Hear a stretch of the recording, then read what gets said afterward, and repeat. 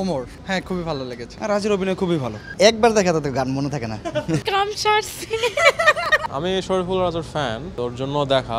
অনেক টুইস্ট, অনেক রহস্য অ্যান্ড প্রতিশোধের যে একটা ব্যাপার এই সিনেমাতে দেখা গেছে। হ্যাঁ, এটা একটা ইমোশনাল প্লট ছিল, কমেডি প্লট ছিল এবং খুবই ভালো লেগেছে। থ্রিলার ধরনের মুভি বাংলাদেশে একটু কম হয়, সেই দিক থেকে ভালোই লেগেছে। আলো আলো যে গানটা ওটা খুব ভালো লেগেছে। এটার মধ্যে একটা কি হবে এই জিনিসটা ভালো লেগেছে, ডিফারেন্ট, মানে অল্প দিনে ইয়াতে এসে বেশ ভালো ইয়ে করছে ও। খারাপ লাগে না, ভালোই লাগছে। ভালো লাগছে যে থ্রিলার টাইপের মুভি তো, আর হলে যে এই যে খোঁজাখুঁজি, যে ছেলের বা আপনার খুঁজতেছে যে লাশ, সেই জিনিসটা অনেক ভালো লাগছে আর কি। আর রাজের অভিনয় খুবই ভালো। আমি শরীফুল রাজের ফ্যান, তোর জন্য দেখা। তোর দুটা মুভি দেখার ইচ্ছা ছিল, দেশ বা ওমরটা দেখলাম, ভালোই লাগছে। আই থিঙ্ক আমার স্ক্রিন প্লে আর সিনেমাটোগ্রাফি বেশি আকর্ষণ করছে, as well as his acting. Phenomenal actor, dialogue ওভাবে বলবো না।